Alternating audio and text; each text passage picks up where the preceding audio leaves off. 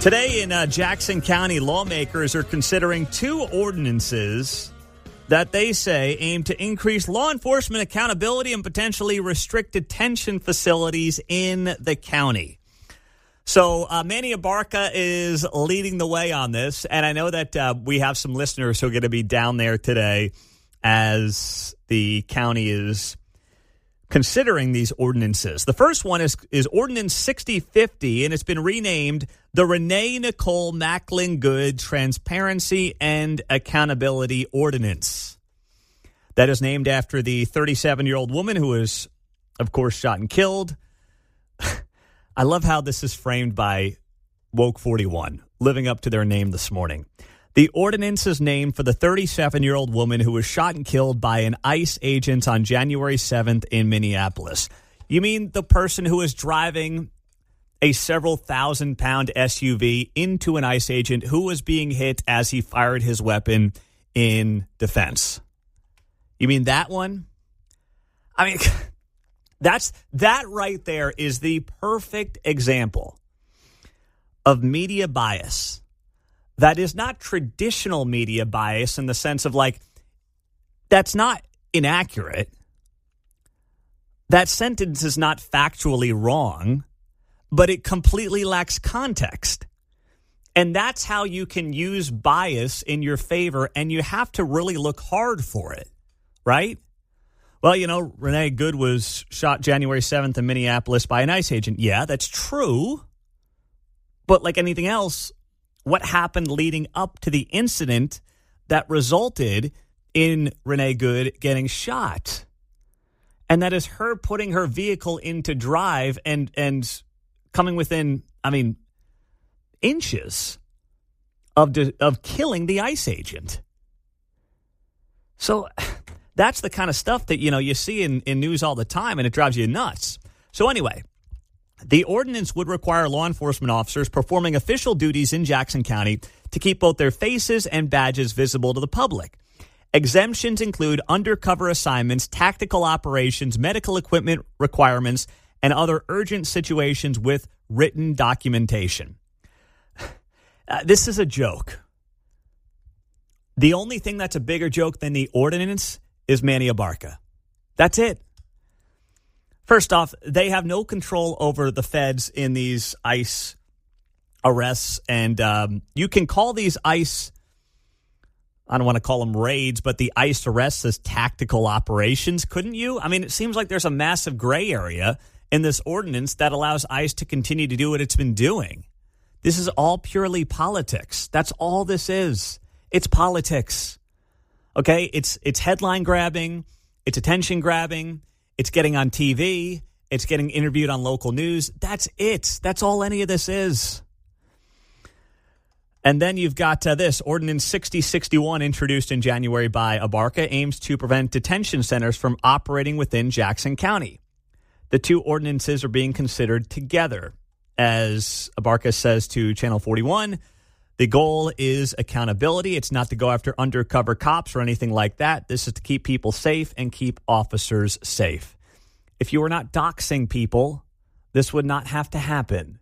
They would not have to mask themselves up in many cases. I mean, heck, you've got the guys who own that warehouse down in South Kansas City, the Anderson brothers with Platform Ventures. I mean, they've been doxxed over the last few weeks for potentially selling their warehouse to DHS. These guys had their names, their images, their phone numbers plastered all over social media by the same people who are trying to dox ICE. And then you wonder why people are concerned about their security and they don't want to step outside without a mask on if they work for ICE. Look in the mirror. Ask yourself why this is happening, why we're in this environment to begin with, where people who are, let's be honest, doing their job, which you may not like, that's fine, but they're doing their job, a job that they were authorized by Congress on the left and the right to do over the last 25 years. They're doing their job. You don't like it, and now they have to protect themselves and their families. And that's why a lot of them are walking around in these masks. You think they want to be in these things? Why? Because you're convinced they're trying to break the law? They are trying to spin a narrative that just doesn't exist when you break it down and use a little bit of common sense. So I'm sure this will pass today. I'm sure both of these ordinances will pass today. There might be a couple of nay votes, probably Sean Smith and maybe one or two others. But I'm not going to guess there's a lot of pushback except from the people that show up today in Jackson County to oppose these two ordinances. But there's not a lot that's going to come out of this. They'll pass it. They'll get on the local news tonight. And it really won't mean a lot when all is said and done. But it'll get the people who are proposing these ordinances exactly what they want, which is some attention. That's it. And then you've got this in Spring Hill over the weekend. So this is, you might say, well, Spring Hill, of course, down to our south. Why do I care? Small community. Because this could be your community. This is the same stuff that's happening all over the Kansas City metro, in suburban areas and now into more of the outskirts of what you might call the traditional Kansas City metropolitan area. And that's a legal fight in Spring Hill as residents are preparing to take action against the rezoning of farmland for a possible data center, fearing it will transform this area into an industrial hub. So what was going to happen is there was going to be a meeting this Thursday with the Planning Commission, a public hearing before the Planning Commission in Spring Hill on the requested rezoning. It was going to be this Thursday, Spring Hill Civic Center at 7 p.m. It has been pushed back and rescheduled for Wednesday, March 25th at 7 p.m. at the same location. This has caused uproar, obviously, down there in Spring Hill. They want to rezone about 316 acres at the southeast corner of 191st and Renner from rural residential to M1 general industrial. The property was annexed in December of 25, so a couple of months back, and no specific business or end user was identified or has been identified at this time. So I've heard from a lot of people down in that area, and they're like, we don't want this. We moved down here to get away from the noise, to get away from the city. And I hate to say it, but this is what city councils and city governments are doing all over the place. They are only seeing the dollars at the very end. That's it. They are obsessed with making as much money as they can to grow their little governments and their little fiefdoms. That's what they're doing.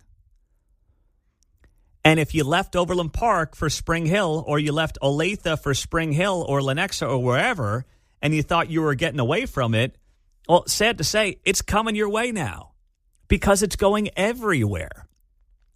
And that's what these city councils and these planning commissions, which are just, overpaid bureaucrats mostly, what they fail to realize is what actually makes their community attractive. What do the people that live there like about their community? Whether it's talking about Olathe and putting the Chiefs practice facility at college in Ridgeview, whether it's potentially putting this data center down at 199th and Renner in Spring Hill. People don't move there to live near a data center. People didn't move to Northwest Olathe to live near a Chiefs practice facility. They moved there because they liked what was there to begin with. And it continues to be such an epic failure of planning commissions and city councils in not just suburban Kansas City, but now moving out to the outskirts, where all they see is what this can do for their bottom line and then how they can potentially grow government further and hire another 3 to 4 administrators that nobody needs and nobody wants and nobody asks for. That's the game. That's what they're doing, and that's what Spring Hill has to fight back on. The people have to push back effectively. And I'm going to be rooting for them. We're going to be covering the story because it's not about just Spring Hill. It's really, I think, symptomatic of what you're seeing in local governments all around the Kansas City region. And if you don't think it's going to happen in your backyard, you're kidding yourself. Okay? It can happen in your backyard if it can happen in a place like Spring Hill. I know a bunch of people that have moved out there. None of them moved out there because they wanted a data center at 199th and Renner. Not one of them. It's 9:14 on KCMO Talk Radio 95.7 FM. Streaming, as always, on the KCMO Talk Radio app. Great to have you here as we take you up until 10 o'clock when Kevin Keatsman Uncanceled takes over then. We'll get to our caller of the day.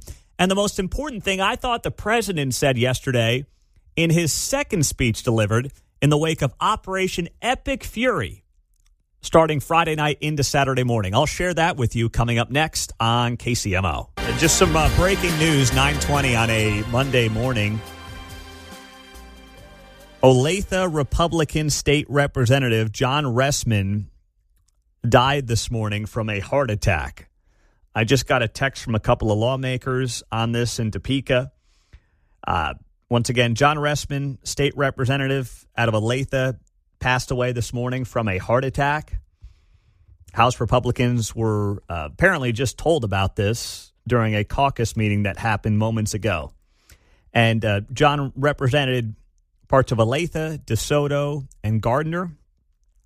His district was basically south of K10 from Cedar Creek Parkway due west towards DeSoto, and then it came all the way out to the county line, southwest part of the county line road, down to 159th Street, northern Gardner, and then it kind of went back east into northwest Olathe, going as far west as Northgate, but it kind of cut off there. Like all these districts, it was kind of wonky.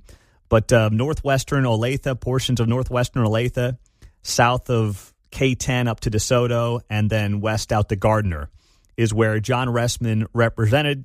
He dropped dead of a heart attack this morning, and he will be missed. That was just announced moments ago during the caucus meeting that took place this morning in Topeka with House Republicans. Talking to you at 913-408-7957. That's how you join us on KCMO Talk Radio, 95.7 FM. We are always streaming on the KCMO Talk Radio app as well. Keatsman Uncanceled is coming up at 10 o'clock. Do not miss that as we continue on. Let's get to your calls as well. Tom is in Overland Park. We were talking about these data centers. Spring Hill is proposing one down at 199th and Renner, and that's getting a lot of blowback. A planning commission meeting scheduled for this Thursday has been pushed back to Wednesday, March 25th. What's up, Tom?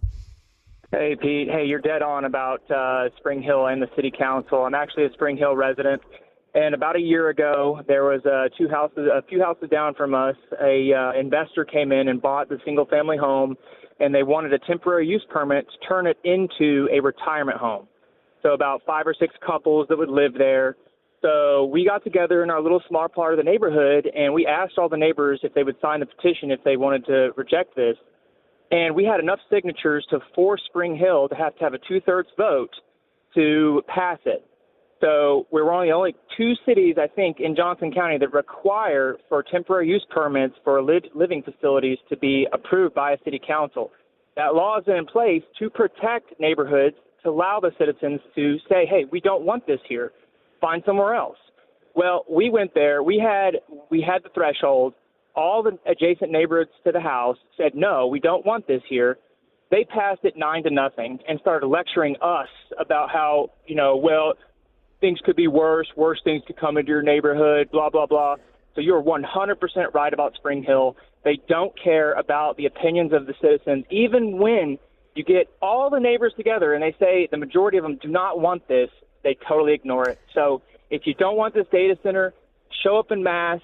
Let your voices be heard, because I hate to say it, it's probably going to fall on deaf ears. Yeah, you're right. And that's the sad part, Tom. And it's not a Republican-Democrat thing. Let's be very clear. Absolutely not. We're a diverse neighborhood. We have kids. We have single young people. We have elderly people.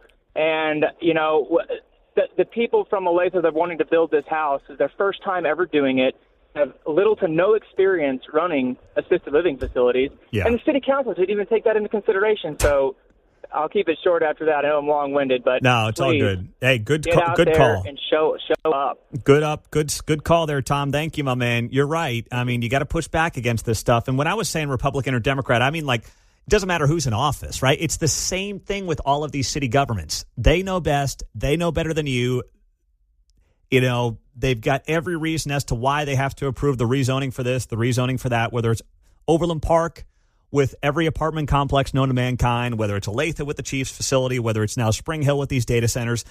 It's the same thing across the board. Jack in Fairway. Hey, Jack. Yeah, hey, Pete, thanks for taking my call. Yeah, I think you hit it on the head when you were saying earlier, it's the same thing across all of these, bureaucratic city governments. They really think they know best. And there's a condescension that happens when you push back, just even in casual conversations with people. In Westwood, for example, when they were trying to, put in a bunch of apartments at the old Westwood View Elementary School spot. And if you said, well, is that really what we need? They'll always say, well, we could raise your taxes instead. So they're just very adept at flipping the script and always making it seem like if you're not in favor of more density, of more commercial development, and good God, more apartments that's going up everywhere, as you know, if you're not in favor of all that, then you're just going to have your taxes raised. Bingo. So they really present a false choice on that. That is exactly right. The false choice in every one of these governments, that's a great call, Jack, it's always that response. Well, fine, you don't want density, you don't want the data center, you don't want the apartment complex, you don't want the Chiefs practice facility. Well, guess what then? Your taxes are going up. And it's like, no. What are you doing with the money that you're getting right now? How are you spending the money today? That's what matters. And they can never answer that because they know they're irresponsible with your monies. They know it. They're all growing government. Every single one of these municipalities are growing government. And by the way, if they grow government big enough, it's like with this Olathe bond tomorrow, this $400 million bond, mail-in ballot, right? Happening tomorrow. Well, the deadline's tomorrow to get your ballot back in. Noon tomorrow. You got to drop it off at the election headquarters. Same exact kind of thing.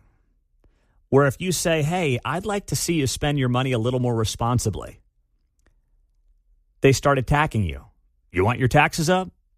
You want to take care of the kids? Don't you want the kids to get a good education?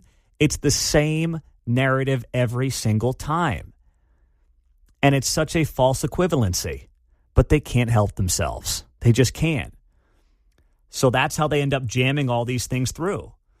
But as someone told me ahead of this vote tomorrow in Olathe, they were like, hey, they think it's going to pass, even though it might be closer than it would have been 3-4 weeks ago. They do think it's going to pass, and this person doesn't want it to pass. But they said, listen, when you think about all the employees that are tied to the government in Olathe, they're all probably going to vote yes. So you have to have an overwhelming percentage of people who do not work for the government or do not have any business with the government come out and vote no. And as government continues to grow on a local level, that becomes much more difficult. They're almost stacking the deck against you in the private sector as a tax-paying citizen. And that is a scary proposition. And if government doesn't at least stop growing at the pace it's grown locally over the last 5-6 years around the country, it's only going to get worse.